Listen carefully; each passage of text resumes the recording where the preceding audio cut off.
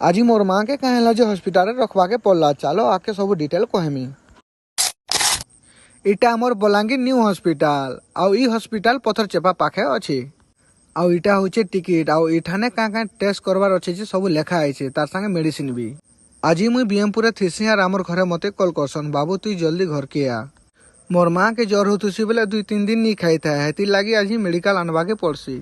Time टा राति 12:30 होइछे। हे ticket रे जेन मेडिसिन माने लेखा है इमरजेंसी काउंटर ठांके आसी आ मेडिसिन धर कर जासी।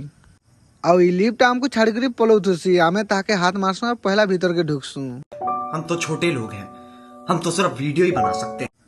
डॉक्टर माने ताकर भाषा रे काना लिखि दिसन के जाने हेले मुई भी पढ़वा लगी कोशिश करने पढ़िए कानी पानी। टाइम टा बेसी जेथिसी न बेला हमको झुमरा लागथुसी आमे भाबसु पहला जो मेडिसिन देमा तापसे सुईमा बोली। आउ इटा देखुथुबो पेशेंट मानकर जनसंख्या एते बढ़ी जैसे जे बेड भी खाली नहीं न।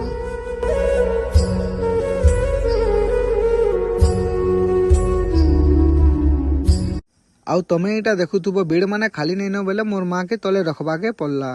मोर दीदी आउ मोर भेने कहसन जे चाह आनी जीवार लागी आर आमे बाहरी करी चाह आनी जाउछु।